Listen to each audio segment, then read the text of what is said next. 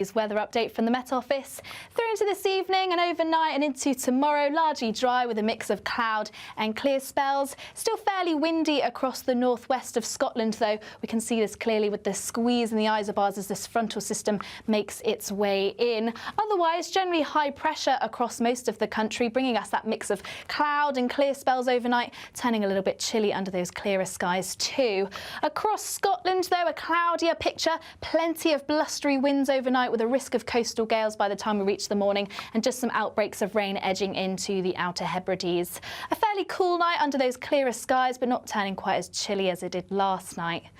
Now, those blustery winds are going to continue across Scotland, still with those risk of gales, particularly around any exposed spots and across any coasts, with just that rain edging into the far west. Otherwise, largely dry, plenty of cloud, quite a cloudy start across Northern Ireland too, and across the north of England, and some blustery winds just blowing up through across the Irish Sea as well. And once again, across the rest of England and Wales, a mix of cloud and clear spells to start the day. And that pretty much sets us up. Once again, a mix of clouds, sunny spells, the best of the sunshine across East Anglia, Sussex and Kent, for example. And then we still have that rain continuing to slowly edge its way into the northwest, so western parts of Northern Ireland, western parts of Scotland, starting to see those outbreaks of rain as we head into the afternoon, and still those blustery winds continuing. But highs of around 17, 18 Celsius in the south, so feeling pleasant for the time of year.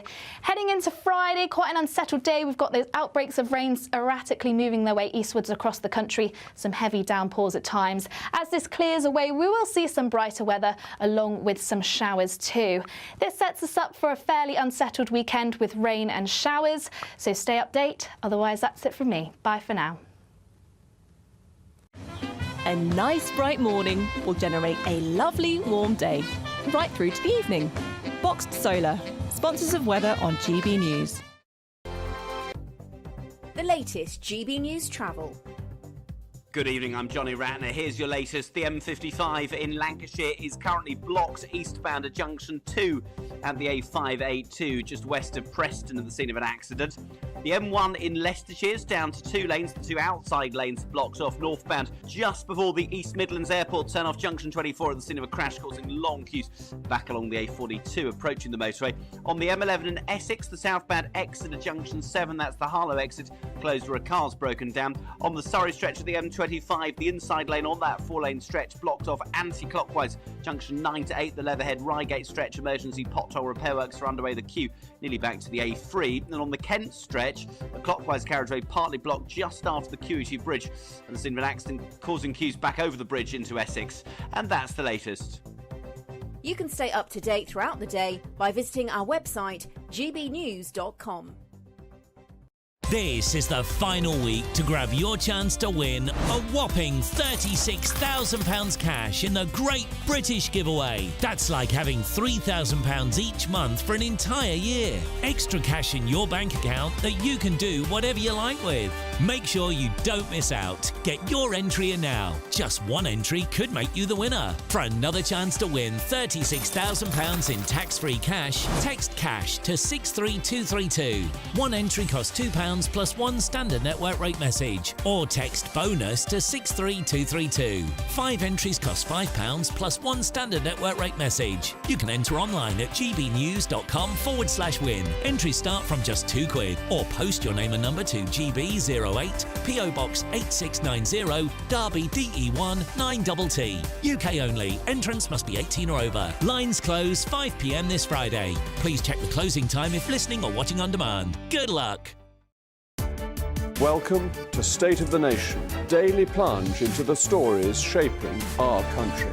I'm Jacob Rees-Mogg, and Monday to Thursday we bring you the insights, the facts, the truth about how our country is being governed. Because what happens in Downing Street matters down your street. Tune in to State of the Nation every Monday to Thursday, 8 to 9 o'clock. Only on GB News, the People's Channel, Britain's news channel. It's Patrick Christie's Tonight, and here We do things differently. It's explaining the absolute madness of this, doesn't it? It's explosive. I mean, this is very good. It's lively. 850. Your government sat there short and it did nothing. It's controversial. And the Middle East has been in turmoil since before I was born. It's everything you need to kickstart your evening. Everyone's had their Weetabix tonight. I love to see it. That's Patrick Christie's Tonight, weeknights from 9 p.m.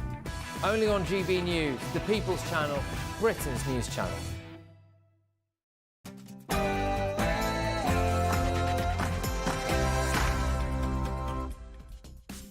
Good evening. The Chris Kaba case is going to reverberate for a very, very long time as a gang put a bounty of 10,000 quid on the head of the innocent officer's life. Yvette Cooper today made a statement in the Commons. I agree with some of it, but I really want to debate tonight. Are the Crown Prosecution Service fit for purpose? And Donald Trump is going in hard against Labour. After 8 years of being accused of being backed by the Russians, he's having a go at the established Labour Party, I think with quite good reason. And has the government massively underestimated what the legal migration figures in Britain are? We have an exclusive on national insurance numbers that will knock your socks off. All of that in a moment. First, though, let's get the news with Sophia Wensler.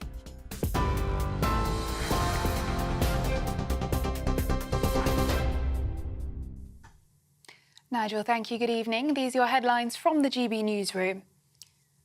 To Turkey now, where multiple people have been killed in a terror attack at the headquarters of a defence and aerospace company. Local media is reporting a loud explosion and showed footage of an exchange of gunfire at the site in the Turkish capital of Ankara. It's understood at this point 4 have been killed and 14 injured, some in a critical condition.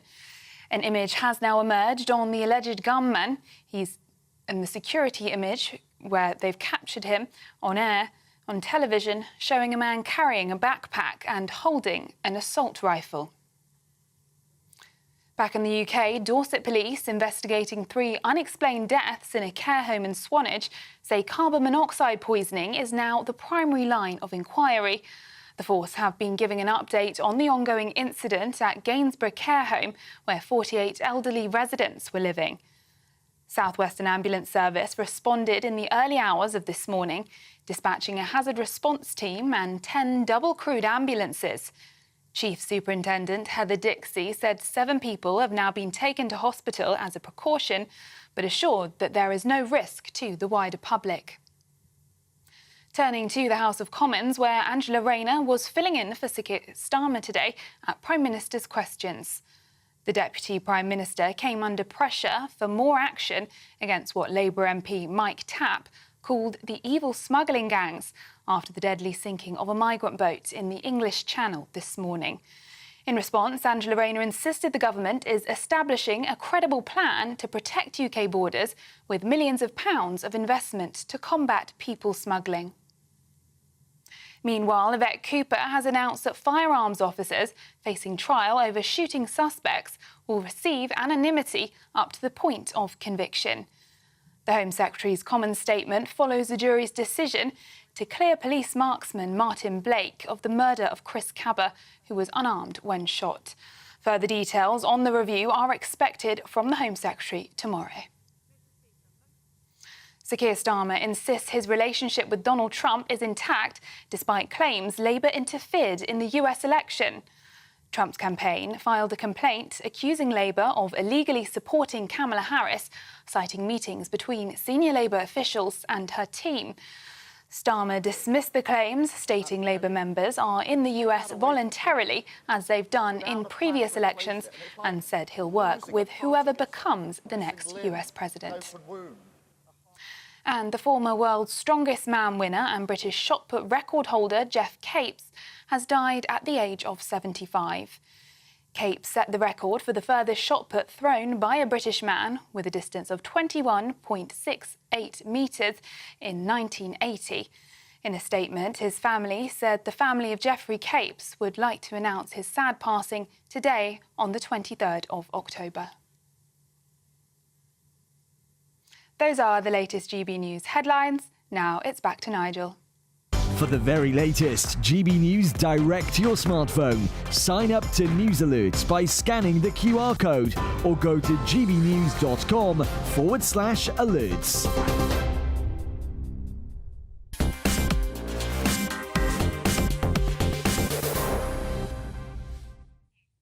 Good evening. Last night we majored on the Sergeant Blake case. I said how sorry I felt for him, a man who'd been put through hell, and his family too, over the course of the last couple of years. And yet, from the AOPC and indeed the Crown Prosecution Service, no sympathy for him whatsoever, just sympathy for the family of Chris Kaba. Things get worse. You know, we learn now that the police officer faces possible misconduct hearings. We also learn that the jury wanted with their verdict, their unanimous verdict, a note read out which said they did not believe this case should ever have come to court, and yet the judge chose not to read it out. And I did wonder why it all seemed so one-sided, that nothing that Kaba had done in his long criminal record, which began at the age of 13, which included stabbings, beatings, firearms offences, and of course, just 3 days before the incident on Streatham Hill, the fact that he'd fired 5 shots, 3 of which had hit a man. I did wonder why everything about him was kept quiet, and yet the anonymity of the police officer, which his counsel had begged to remain secret, had been denied by the judge. Well, we learn now there is a £10,000 bounty on his head. We learn that his kids have had to be removed from school. And frankly, I could not feel sorrier for this man who was simply doing his job. But there was, unusually for me, sitting in the House of Commons this afternoon, a piece of good news, because this is what the Home Secretary, Yvette Cooper, said. When officers act in the most dangerous situations on behalf of the state, it is vital that those officers and their families are not put in further danger during any subsequent legal proceedings. So we will therefore introduce a presumption of anonymity for firearms officers subject to criminal trial following a police shooting in the course of their professional duties up to the point of conviction. Well, in light of what's happened, that must be a good thing. And you probably heard me. I was one of the loudest cheers there in the chamber. I don't want anyone to go through what this police sergeant has been through. It just seems to me to be wrong at almost every angle. And yet, not everybody was impressed. Hard-left Labour MP Kim Johnson rose in the debate and said this. Madam Deputy Speaker, I'd like to thank the Home Secretary for her statement.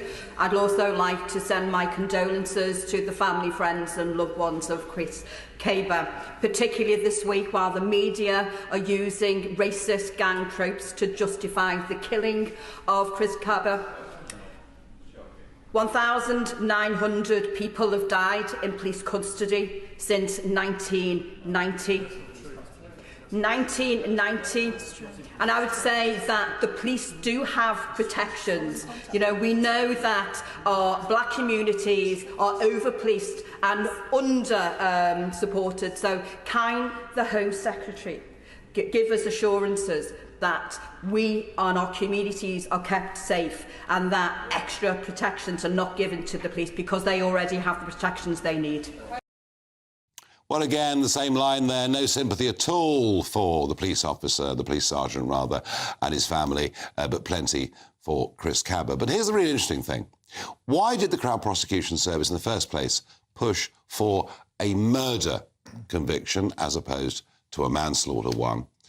And frankly, given the fact that the Crown Prosecution Service at no point has showed any regret for pushing this forward, I'm asking you at home, is the Crown Prosecution Service fit for purpose? Please let me know. Farage at GBNews.com or tweet Farage on GB News. I'm joined by Paul Britton, criminal defence solicitor. Now, anonymity would be unusual in a case like this. What was interesting, I thought, Paul, was reading the reports that his KC, the police sergeant's KC, actually pleaded with the judge in the court and said, if you don't give him anonymity, he will become a target. And now what has happened to this man is truly awful. Should a police officer in these circumstances, in your view, be given the right to anonymity? I think there is a risk, and we've just heard Yvette Cooper there, that if we start giving certain people in certain professions anonymity to remain anonymous so the public don't know who they are, you start to create or lean towards a two-tier system Why should people from certain professions be granted that privilege, yet others that get caught up in the criminal justice system not? Because a fraudster is slightly less likely to be chased by a gangster mob than somebody in this situation. No, but, I mean, you bring a fraudster in, but a murderer from any walk of life could be working in a supermarket, at a train station, in a studio like this, in a law firm, wherever it is. No, we're very civilised here, I promise you. I want no lawyers.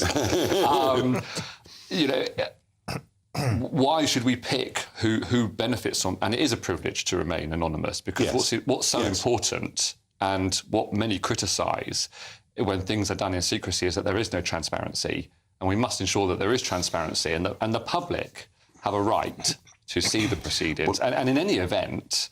Well, I mean, how are we going to manage the trial in the Old Bailey? Were we going to say, right, we don't release the name and we refer to the officer as MX, whatever it was? And are we going to put screens up? Are we going to shuttle him or her out of the Old Bailey? You know, what provisions? And then again, we've got... There are complex... No, I get it. There are deep complexities here, but it is interesting that everything his KC promised would happen has happened. Kids being removed from school, family living in hiding, bounty on his head, not pretty. When it comes to the Crown Prosecution Service, they showed in their statement after the verdict yesterday no contrition of any kind at all, no sympathy for the police officer or what he'd been through. Are the Crown Prosecution Service fit for purpose? The Crown Prosecution Service they're a good body. I know the point that you make is that, well, one, the statement, and two, should they have proceeded with the murder? I mean, if we start with the murder, the thing about murder is that they are saying there was an intention to take life. So there was a mental element when that officer fired those shots. He fired them with the intention to kill the person in the car. Whereas if it was a manslaughter charge, then the charge would be that, yes, he fired the shots, but his intention wasn't to kill someone, take their life. It may be to immobilise them or damage them in such a way that they can't fire back or cause the officer harm or injury. Well, stay with us. I'm joined by Reynold Jawardena, former Tory MP, and JJ Anasabi, first time on this programme. Welcome to the programme. JJ, here's the point. Whatever we think about relations between elements of the black community and the police, and there have been tensions for many, many years. I get that. I understand that. The point is, we as a country need good firearms police officers. And what was astonishing last night was to sit here with a couple of, long-term police officers who explained to me that last year only 6 people volunteered to join the firearms squad.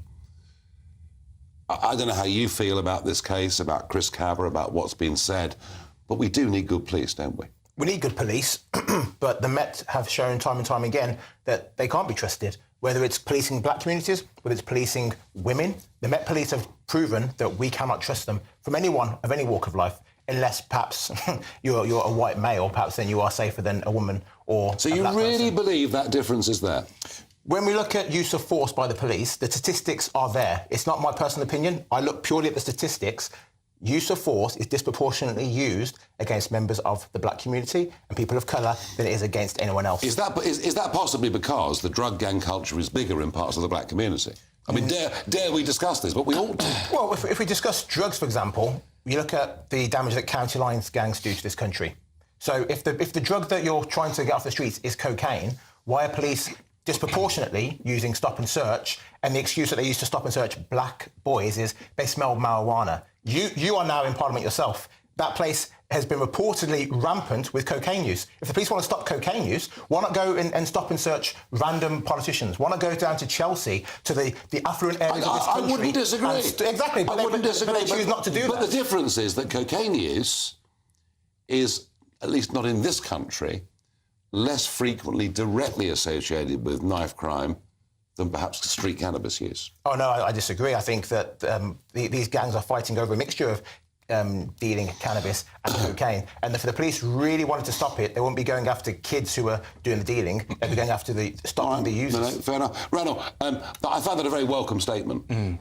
Yes, I mean, I'm not here to bat for the Labour Party, but but credit's due. Yeah, exactly. Yeah, absolutely. I think Yvette's called this one right, which is that, the difference here is that police officers are acting in all our interests. They're acting on behalf of the state to keep us safe.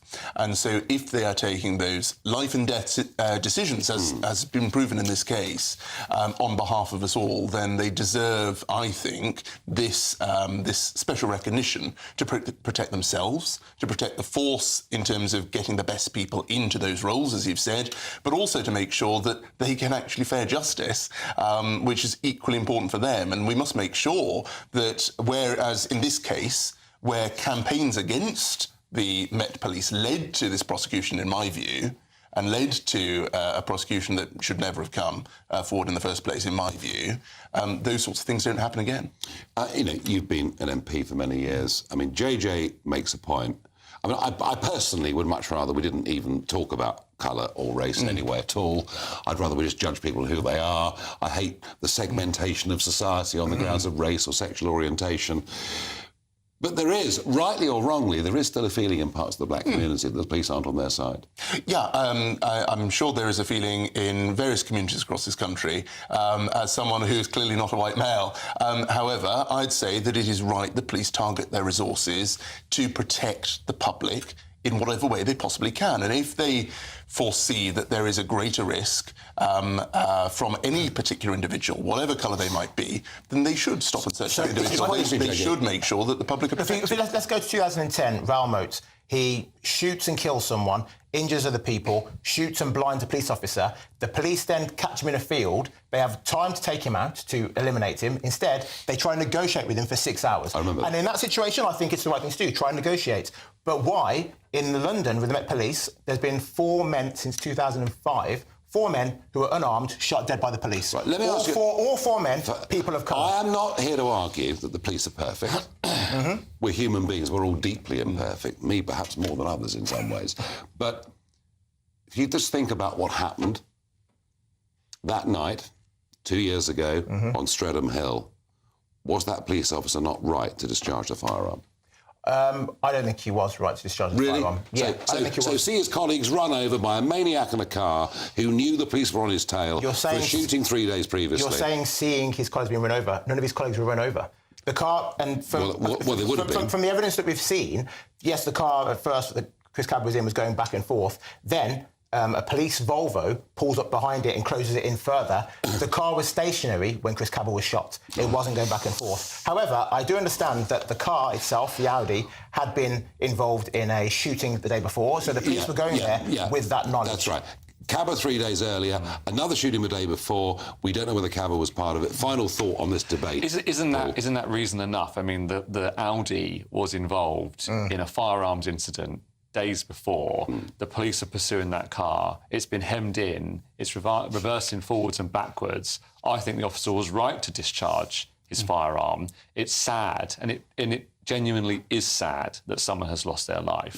But I just want to touch on another point about police being aggressive towards the black community. You can't have a broad brush approach to statistics like that, because the prison population in this country is around 90,000 people.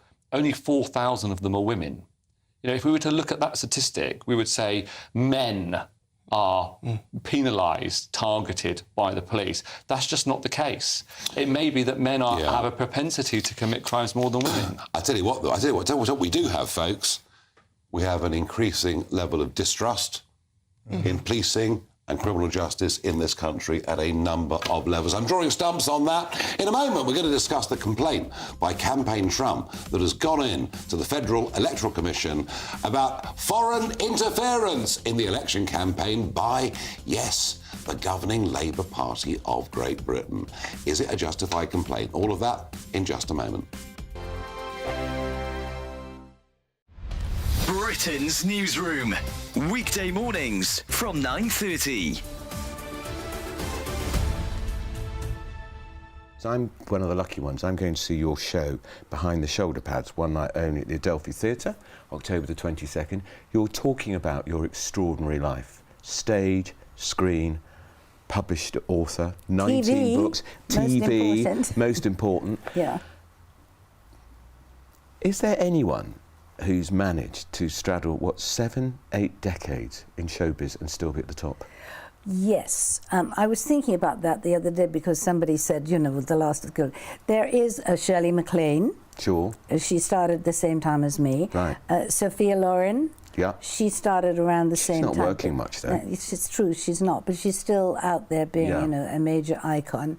And of course, people like Dick Van Dyke, who's just almost 100. Yeah, he's incredible, isn't he? I'm a mere babe next to him. Yeah, you are.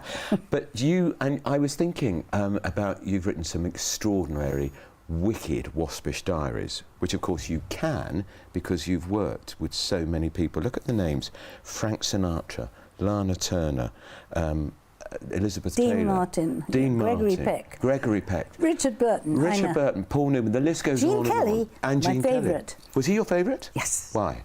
Because I saw him in a movie when I was a little girl called For Me and My Gal with Judy Garland, and I just fell in love with him. It's such a cute movie. Well, they don't make movies like that anymore. And then I was lucky enough when I first went to Hollywood at age 20 to meet him and literally hang out with him and his friends. And then I put him in a movie with me that I produced. He played my husband in a movie called Sins. And he was wonderful. He was really wonderful. The People's Channel. Weekdays on GB News. Wake up to breakfast every day from 6 a.m. Followed by Britain's newsroom at 9:30. At noon, it's Good Afternoon Britain. Followed by Martin Daubney from 3 p.m. Only on GB News. The People's Channel. Britain's news channel. I'm Christopher Hope. From pop stars to politicians, I'll interview anybody in a pub who's got a political opinion. Join me every Friday on Spotify, Apple Podcasts, YouTube or gbnews.com, or wherever you get your podcasts. This is GB News, the People's Channel. Nightmare commute? Kick it up a gear with GB News Radio. You can listen online and on DAB+, and on the GB News app. We're also on TuneIn and the Radio Player apps. From the school run to rush hour, get revved up with GB News Radio. We are the People's Channel, Britain's news channel.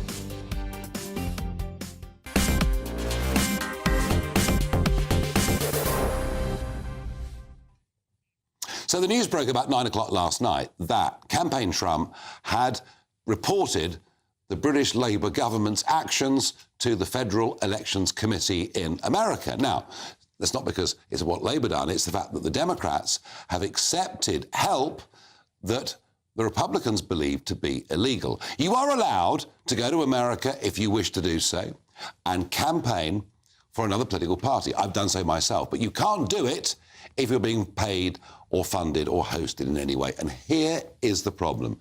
Let's have a look at this LinkedIn post that came from a Labour official. This is what started the whole row. Now, I have nearly 100 Labour Party staff, current and former, staff, bear in mind, which means paid, going to the USA in the next few weeks, heading to North Carolina, Nevada, Pennsylvania, Virginia. I have 10 spots available for anyone who wants to head out there to the battleground state of North Carolina. We will sort out your housing. labourforkamala@gmail.com if you're interested. Why is that a problem? It's a problem because it says it's staffers that will go, which means they're being paid by the Labour Party. It's a problem because there is no question there of them buying their own airline tickets. It's a problem because they're going to get free accommodation once they're there.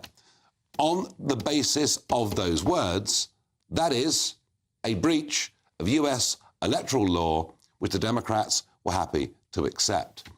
Did Trump file this out of pure vindictiveness? No. They've put him through 8 years of the Russia hoax, of saying somehow the Russians aided and abetted his election campaigns. Now, whether the fault lies with the British Labour Party, whether it lies with the Democrats, it's the Democrats that it may well hurt. Now, I'm joined down the line by R.A.J. Goyle, a 16-year friend, personal friend of Kamala Harris, and a former Kansas state representative. As you can imagine, there is the most enormous row going on this side of the pond, and quite a big one on your side of the pond. Let's face it, this is against FEC law, isn't it? Oh, not even close. And Nigel, thanks for having me, but it is a nice attempt to call this a big row, as you would say. This is what we call in America a nothing burger. Nobody's talking about this. Nobody knows about it. I understand you're trying to make a kerfuffle on your side of the pond, and God bless. I can tell you, a guy who's done politics for 30 years, I've won a couple of elections. I know a lot about the FEC, that there are FEC complaints filed almost hourly for complete press consumption. So you've already won in the sense that we're talking about it on your show now. As far as affecting this election, as far as it having any substance, as we used to say back in Kansas, all hat, no cattle. This is going nowhere fast, and you're hanging a lot on a LinkedIn post for a Gmail account for people to come knock some doors. I got to say, I did a little bit of Googling. I think you're over here so much campaigning for Trump, you should become a national committee man for the RNC. Now, that would be a nice FEC violation. Well, you see, here's the point, that whenever I go to America, if it is an election campaign, I pay my own way.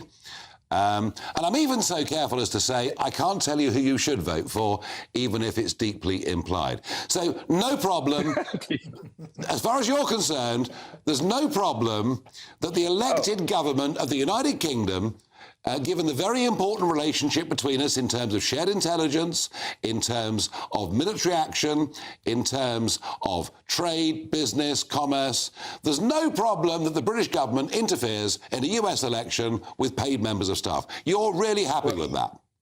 Yeah, well, two key premises you had wrong there. One is that it's election interference. This is election help on their personal time, as far as I understand it. No. Everybody can read. You're hanging a lot on this word staff.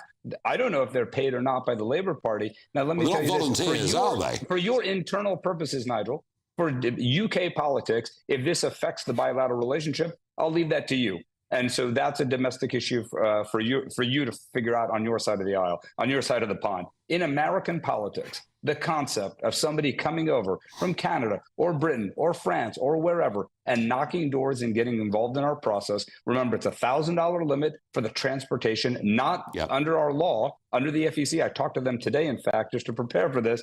Lodging and meals are not even aren't even on the table. We in America, we fly to California, we fly to Arizona from from New York. We fly all over the country doing doors. I've knocked 15,000 doors in my life. When I had hang on, but you're an American. You're an American. I'm an American.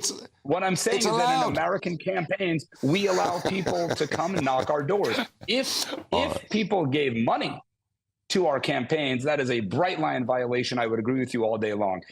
Foreign money in our campaigns and in our elective process is an absolute no-no and should never be allowed. AJ God, I must say, thank you so much for joining me on the show. You have a terrific turn of phrase, even though I disagree with you. Thank you. You've been a great sport. I appreciate it. Take care. Thank you. Well, he was good sport, wasn't he? He was good fun. JJ, come on. I mean, this is ridiculous, isn't it? I'll tell you what, all the argument over the money. Right. Now, it is possible, I'll grant you, that was badly worded. Yeah. That the LinkedIn post was badly worded. I think Labour are desperately backtracking, saying that they're going in their own free time and paying their way. Yeah. I tell you what, if you bought flights to America lately, they are blooming expensive. But I think we should move on from that to a more important issue. This is almost in the weeds. Okay. The important issue is this. Trump is going to win on November the 5th, in my opinion. I'd agree with that. And the betting markets say so, and you agree too. It doesn't make any blooming sense for a newly elected Labour government to be openly backing the other side. You're friends with Donald Trump, but you know how thick-skinned he is. I don't think it's going to make a blind bit of difference. When Boris Johnson was Prime Minister, he backed Trump to the hilt. That didn't stop Trump imposing an increase in tariffs on the UK. When President Kim Jong-un called, what did he call him, a dotard, he called Donald Trump. And the response was, little rocket man. Little rocket man, exactly. And Trump was still the first American president to cross the border and go to North Korea. He will do whatever is best for America, and that, I think, is what we should be doing more of in this country. Start, say, screw everyone else. Trouble is, JJ, for us. We need their help in a way more than they need ours. We've also got the Chagos Islands row, which I think will come if Trump wins the election. It's just not a good look. It's not a good look. It's yet another own goal from Keir Starmer. How interesting, Jay. I mean, Renault, he's just opened a goal for you. There's not even a goalie in there. Exactly. I mean, unless it's a Harry Kane penalty, I mean, you really can't miss. Exactly. I mean, from day one, this Labour government has proven that their political management is non-existent. And this is a massive cock-up, not a conspiracy. I agree with JJ on this. And, you know, I saw this post on LinkedIn myself, and I thought... Did you sign up? No, not on this occasion. I thought this is terribly odd, because whenever the Conservative Party's done something, we've always been very clear that it's people in their own time, off their own back, with their own money, doing things on their own time because they want to, not because they're paid. OK. Now, look, a spokesman for the Labour Party has said it is common practice for campaigners of all political persuasions from around the world to volunteer in US elections where Labour activists take part. They do so at their own expense in accordance with the laws and rules. I get that. So why wasn't that put out? Why wasn't that put out in a LinkedIn post? And why did Morgan McSweeney, now the Supremo of the Labour Party, why did the party pay for him to go to the Democrat convention along with another senior Labour official? Delightful attempt by our American friend to pretend none of it matters. But actually, I do think it's a pretty stupid thing for a new Labour government to have done. In a moment, let's discuss yet more migrant deaths in the English Channel. Plus, extraordinarily, the foreign aid budget is being cut because we're spending so much money on migrants in this country. The numbers are simply eye-watering. All of that in just a couple of minutes. Hello, good evening. Welcome to your GB News weather update from the Met Office. Through into this evening and overnight and into tomorrow, largely dry with a mix of cloud and clear spells. Still fairly windy across the northwest of Scotland, though. We can see this clearly with the squeeze in the isobars as this frontal system makes its way in. Otherwise, generally high pressure across most of the country, bringing us that mix of cloud and clear spells overnight, turning a little bit chilly under those clearer skies too. Across Scotland, though, a cloudier picture. Plenty of blustery winds overnight with a risk of coastal gales by the time we reach the morning, and just some outbreaks of rain edging into the Outer Hebrides. A fairly cool night under those clearer skies, but not turning quite as chilly as it did last night.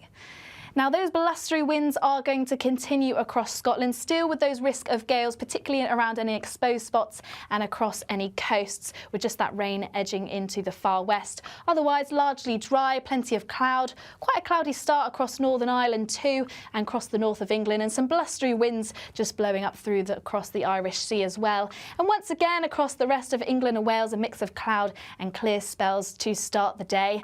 And that pretty much sets us up. Once again, a mix of clouds, sunny spells, the best of the sunshine across East Anglia, Sussex and Kent, for example. And then we still have that rain continuing to slowly edge its way into the northwest, so western parts of Northern Ireland, western parts of Scotland, starting to see those outbreaks of rain as we head into the afternoon, and still those blustery winds continuing.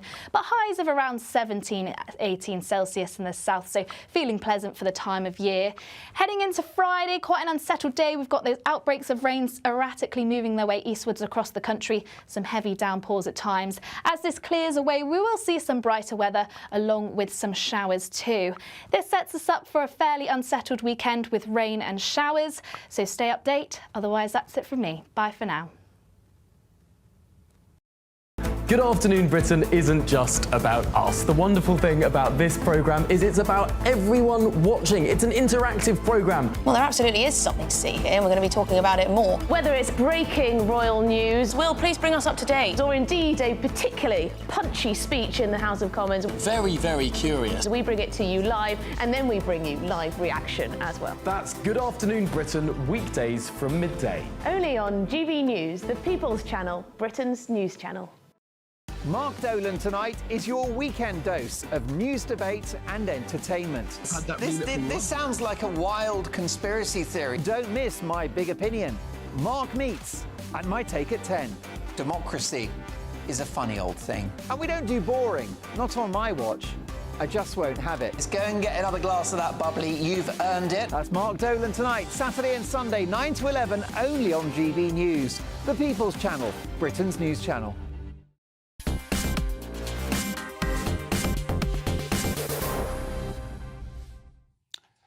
A further 3 deaths in the English Channel this morning, bringing the number this year to 56. Over 28,000 people have crossed the English Channel illegally so far this year. Given the weather forecast that I've seen for Friday, Saturday, Sunday, Monday, Tuesday, we'll be well into the 30,000s by this time next week. But I wonder, are we any closer, JJ, to any sort of solution? You know, Labour came in with this idea that somehow they smashed the gangs. Mm-hmm. I've heard for 30, 40 years we smashed the drug gangs. None of it happened. This issue, and I'll come to Randall in a minute, this issue probably did more damage to the Conservative Party and the Red Wall than any other issue. Yeah. Labour have a problem here. Labour haven't been in power for 14 years. It's been just over 100 days. Fair point. I think let's give them 6 months. If nothing has changed in 6 months, then I think we can properly judge them and say they really are no better than the Tories. But until then, let's give Starmer a chance to crack these drug gangs. And I know you'd be against this plan of maybe working closer with the EU, but I think we're going to have to if we're going to really stop them from transporting people across. I'm all for working with our European neighbours if it's a fair deal that works for both sides. I just don't see where that deal comes from. Would you be open to processing centres? My plan if I was Prime Minister, one centre in France and one in either Libya or Tunisia. We process people there.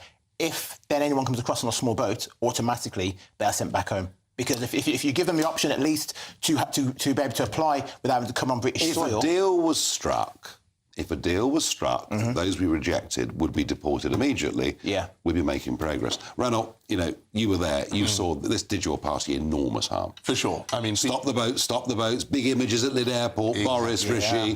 Exactly. We promised something that we didn't deliver, and it's important we're honest about that. That's part of us sorting ourselves out and hopefully taking the Labour government to task in the months ahead. We've got to... How can you take a government to task for something that you failed at so abjectly? Well, I think both leadership candidates have been clear that they recognise that we've got to seriously reform the legal system that allows this to take place. And it's interesting to see two things. First, EU countries now doing exactly what we proposed. So there was merit in what we were doing with the Rwanda scheme. EU countries now actually saying that this is the sort of scheme that they want. So the Italians with Albania, exactly. Talk of various European Germany, countries likewise. with Uganda. Right. And then the second thing is around the way that the courts have interpreted our law and membership of the European Convention on Human Rights. It wasn't until the 1960s that anyone could even take a case to the ECHR. We, as a country, have allowed this to take place. And whether it's Kemi or Rob, both of them recognise that change has got to happen in that legal but there is sense. a fundamental difference that the Damascene, St. Paul on the road to Damascus conversion that Robert Generic, as he used to be known, has had. And he's been trying to imitate me, but he hasn't got the personality. But at least he's standing on a ticket that we can't deal with this unless we leave the ECHR, because British judges will always rely on the convention being written into UK law. Kemi, I'm not sure Kemi's message is that different to the Labour parties. Where do you stand on this Tory leadership? Yeah, so look, I've not actually voted yet. I haven't yet come to a view. I think. Well, here is your chance on national television to tell us who you're going to vote for. Patrick gave me that chance last week as well, and I still said, look, I'm going to really think this very carefully. If you think much longer, it'll be over. Don't worry. I've got a week. A week to go. Come on. Come on. Just between you and me. You must. No one will see. The point is that actually, Rob, yes, has been on a journey.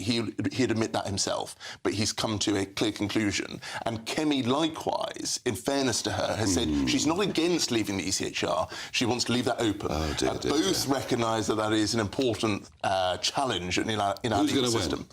Well, the bookies suggest Kemi, but who knows? Who knows? All right, well, there we are. You can understand from Ranulph's reaction there why the party's in so much trouble, because they can't frankly make their mind up on really anything. Now, this is really interesting. The foreign aid budget, and, one of the great sort of Cameroon successes was that the foreign aid budget had been so massively increased under his premiership, has now been slashed to only 0.36 of gross national income. And the reason is we're now spending more on asylum seekers than you can even believe. Let's take these figures from the IPPR, which is, a left-of-centre think tank. In 2019, an asylum seeker coming into Britain across the Channel or on the back of a lorry was costing us £17,000 a year to look after. An asylum seeker that comes now, mostly young men, are costing the taxpayer £41,000 a year each. Yep. You see those boats full of people, those young men, mostly, each one is costing the taxpayer £41,000 a year. So what we're doing is we're slashing the foreign aid budget, where maybe some of the money could be well spent, and we're using it for a £4.3 billion a year now bill for asylum seekers. I mean, and this is where it gets real, isn't it? The costs of this are real. Yeah. And now that the Labour government are saying they're going to use fewer hotels, that pushes up the price of the private rental market. This is a real issue. It's a domino effect. There's two main things that I would like to see changed. Foreign criminals in our prisons. It costs £60,000 or thereabouts to take from a police officer arresting them to get it through court and get them prosecuted and sent to prison. That's £60,000. It's then about £40,000, £45,000 a year each year after that to house them in prisons. Get rid of them. Get them out of the prisons and deport them. If you are in this country and you are not born British with a British passport, then you should not be housed in our prisons. And there's 10,500 of them. Yeah. 10,000. I mean, the left and right agree. This is wonderful to hear. It's almost a coming together. Progress will be made. I mean, it is extraordinary to hear these costs, and, you know, it's a real problem. This is why it's so important that whether people are criminals or not, that the system works so much better than it is. I've already said that we've got stuff wrong. The Labour government has a huge majority now to do whatever it wants to do. It's got no excuse to delay. And you know, if they want to have a scheme that says we're going to deport criminals, foreign criminals, if they want a scheme that says they're going to deport people immediately on arrival if they are not valid asylum seekers, they can do that. Jeff, I tell you a funny thing, Ranald. The last Labour government. Up to 2010, and Blunkett started this. I mean, Blunkett way more right. Well, Blunkett was up for a Rwanda scheme, way more right than your lot, you know. And the last Labour government, if you came here illegally, you got booted out. Yes. What's changed? We've allowed, I'm sorry to say, my wife's a solicitor, we've allowed lawyers to be in charge. You know, the whole, out of that money, I wonder how much, actually, if you sort of take that figure, how much is actually spent on lawyers in the system. That's a good point. To defend all translation services. Correct. All of these services that have actually taken over the system. And, I mean, the extraordinary thing, I have some sympathy for Yvette. You know, not only has she made a good decision in terms of anonymity earlier, but also, you know, the levers that she is hamstrung to some extent because the lawyers will challenge every single decision, and we've got to take that to task. It's almost like, JJ, final thought on this, it's almost like it isn't Parliament now where big decisions get made, it is actually in the judicial system. Yeah, you're completely right. I would also say that giving billions to the Ukraine, it's a war that's going to be ongoing, it seems. Where is the negotiation? Your government, the Tories, I think, pledged nearly 14 billion, and now Starmer's pledging 3 billion a year. Why don't we say, well, actually, where's the receipts? Where's this money going to? What is it being spent on? I don't think there's enough transparency on any of that. I tell you what, JJ taking us there in a slightly different direction, but a very valid debate that is being talked about more and more and more. I want to say thank you to you. Thank you to you for joining me this evening, because I'm getting rid of them. Because for the last segment tonight, we're getting some real experts in. But we're going to talk statistics in the next section. Because, frankly, I'm confused. What are the real figures about the numbers that have come? And do they tie up with the number of national insurance numbers that have been given out in the last 20 years? I promise you, this next segment, I can't have an opinion. I don't know the answer. We'll get two people in who perhaps have spent more time studying this than I have. Sunday with Michael Portillo from 11, only on GB News. Penelope's, which is situated in the sophisticated hotel Armano in Covent Garden, delivers punchy dishes from the executive chef Fez Ozalgan. London-born, she's of Turkish Cypriot heritage, and at the tender age of 16, she enrolled at catering college. So, it's lovely to see you, Fez. Welcome to the programme. Thank you. So you're now in a very prestigious position. I'm always impressed that in the world of chefing, it's possible to get to very senior positions quite young, if you're good enough. Talent is rewarded, is it not? Definitely, yeah. It does take a lot of hard work, for sure. But, yes. When did you know that you wanted to be a chef? Honestly, because my parents have a cafe in Barking. And I used to go there when I was younger in school holidays and weekends to help them. And actually, I'll be honest, I just used to really admire everyone calling my dad chef. And And that's what I wanted. And what about your food inspirations? Because I believe the food that you produce now is what? Mediterranean influenced and also to some extent Middle East influenced? Yeah, and Spanish as well at Penelope's, yeah. So our concept at Penelope's, our CEO, Ariel, he is Israeli, but he grew up in Marbella. So, yeah. These are the great influences. Yeah. What have you brought here today? OK, so we have our sea bream tartare, which is a really good inspiration of both Spanish and Israeli. It's marinated with harissa, and it's served with a really nice gazpacho sauce, caviar on top. I wonder whether the camera can see that. It is the most gorgeous coloured sauce on top of my sea bream tartare. That's marvellous. GB News, the People's Channel. Why go out on a Friday night when Friday night comes straight to your home? Talking about? Join me and my A-team of top pundits. Chemistry tonight is electric. As we tackle the big stories of the day with wit, insight and fearless energy. Man of the people. It's all vibe. Just a filing cabinet on wheels with a tie on. So, order in Friday Night Live with me, Mark Dolan, every Friday at 8, only on GB News, the People's Channel, Britain's news channel.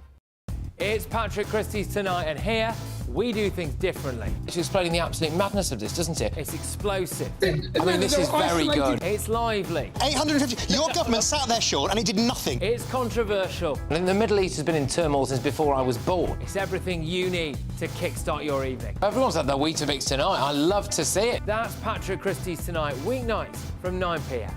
Only on GB News, the People's Channel, Britain's news channel.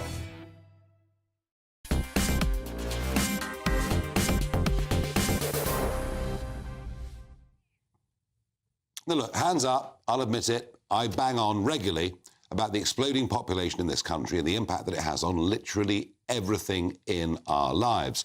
But the figures I'm looking at today have surprised even me. It shows that in 20 years, just in the last 20 years, the population has increased by more than 10 million people. I thought that was going back to 97. No, it's in the last 20 years. It's unbelievable. It's massive. It is a population explosion. But the bit that I can't quite get my handle on is over that same period, nearly 15 million national insurance numbers have been issued. Now, I don't doubt some of those that got national insurance numbers went back to wherever they came from.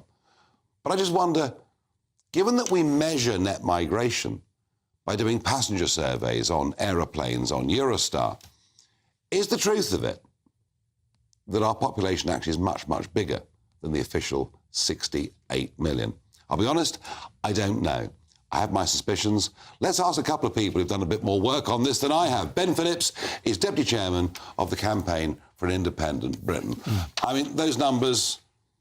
Yeah. Those numbers are the official figures. It's 10 million up in 20 years. Yeah. It's 15 million NINOs, as they're called. Yeah. What do you make of it? Well, these are figures based on the figures from HMRC and the Department of Work and Pensions. So, you know, these are credible figures, Nigel.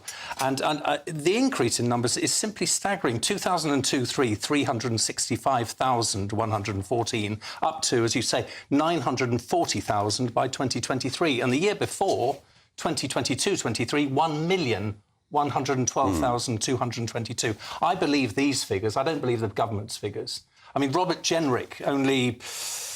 last month said that in the 25 years since Tony Blair became our Prime Minister, the increase in net migration has been 5.9 million. Well, that's a hopelessly inaccurate figure. It's way more than that. Yes, it's way more than that. So either the government don't know what the figures are or they're lying to us. Jonathan Portes joins me down the line, Professor of Economics at King's College London and Senior Fellow at UK in a Changing Europe, and I have to say, a regular on this show. Jonathan, what are we to believe when it comes to figures and statistics? And surely the public deserve to know. Absolutely, and that's why the government published these figures. But I'm afraid what you've just heard from Ben was complete nonsense, because I do, in fact, have the figures before me. And he is correct that last year, over the last couple of years, there were about 1 million a little less than 1 million national insurance numbers issued to non-EU nationals.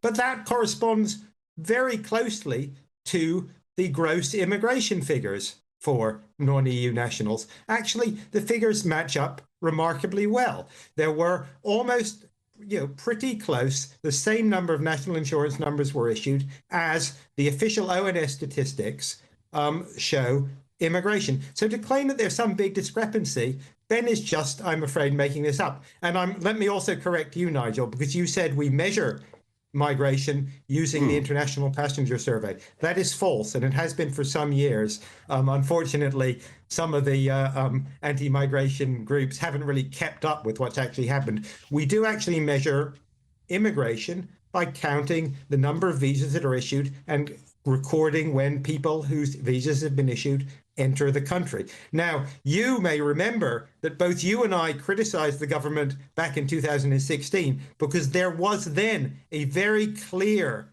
big divergence between national insurance numbers issued and the figures. So you may be remembering that, and you were absolutely right, and I was absolutely right then. We were then understating EU migration. But that is not what's happening now. And in fact, over the last few years, the correspondence between national insurance number issuance and official immigration figures, given that we know there are all sorts of reasons why they don't quite match up. Some people don't register, some people are kids, some people leave within 6 months and aren't counted as immigrants because they're only short term, but they still may register for national. Given all that, actually the figures match up okay. So it is very difficult to measure immigration, and the figures are not right. Of course they're not right. There's a lot of uncertainty, there are estimates and so on, and they will be revised again. But suggesting that there's some huge divergence now, Okay, Jonathan, is incorrect. Okay. Even if I take your point that since 2016, we've got a bit more of a handle on this. Remember, at the time of the referendum, we were told there were 3 million EU citizens living in the country. It turned out there were 6 million. And what I was comparing, and I take your point about latter years, I was comparing the last 20 years. We could be out by several million, couldn't we? That seemed highly unlikely. So interestingly, we can actually look at the censuses, which of course are our best measure by far, where we actually go out and try and count people, and then we account for the people we haven't counted as well. And if you look at the total immigration, total net migration between the 2011 and 2021 censuses, and compare it to the change in population between those two censuses, you actually get pretty close. A few hundreds of thousands at most. Now, that does reflect that we underestimated the number of EU citizens that were here, and we overestimated the number of non-EU citizens. All right, so we did Jonathan, get it wrong. thank you. Thank you. I mean, Jonathan makes the point, in the last few years, we've actually got a handle on this. Well, I disagree with that completely. I mean, I think there is a huge disparity. I mean, the latest government estimate, for example, of non-British migrants into the UK is 3,345,000. So, I mean, I just rest my case. All right. I tell you what, gentlemen, I don't think you guys aren't going to agree. I don't know what the true answer is. What I do know is there is increasingly a lack of trust, a lack of confidence in any figures we get from government. What has been noticeable in the last couple of years of the Conservative government, and now especially with Labour, is trying to find out true figures. Take, for example, migrant crime in Britain. They now refuse to break it down by nationality. And all that does is to diminish trust in government and, perhaps more importantly, trust in our democratic process even more deeply. Jacob, you get the point I'm making. Oh, I do. And you're absolutely right about the EU figures, which were done on a survey basis, and therefore nobody ever really knew. With national insurance, there may be some extra numbers issued during the pandemic when people got lots of free money. And I think there was an element of fraud in people inventing individuals to claim benefits. I wonder whether there are people who've got national insurance numbers who have been given benefits who are back living in wherever it is in Europe. I think I think there are issues with the national insurance numbers issuance and the amount of fraud that there was over the COVID payouts and what was going on there. And that continues in the universal credit. Your big debate today? Well, I'm going to be talking about one of your favourite subjects, your great man, your great hero, Donald Trump, and the Labour Party campaigning against him. You all remember one of your favourite Prime Ministers, John Major, when he was Prime Minister, campaigning or allowing friends to campaign for George Bush. It doesn't end well. Doesn't end well. There we are, Jacob. You're quite right. It doesn't end well. Very stupid thing of Starmer's party to have done. Over and out from me tonight. Back with you tomorrow. Weather with Honor Criswick.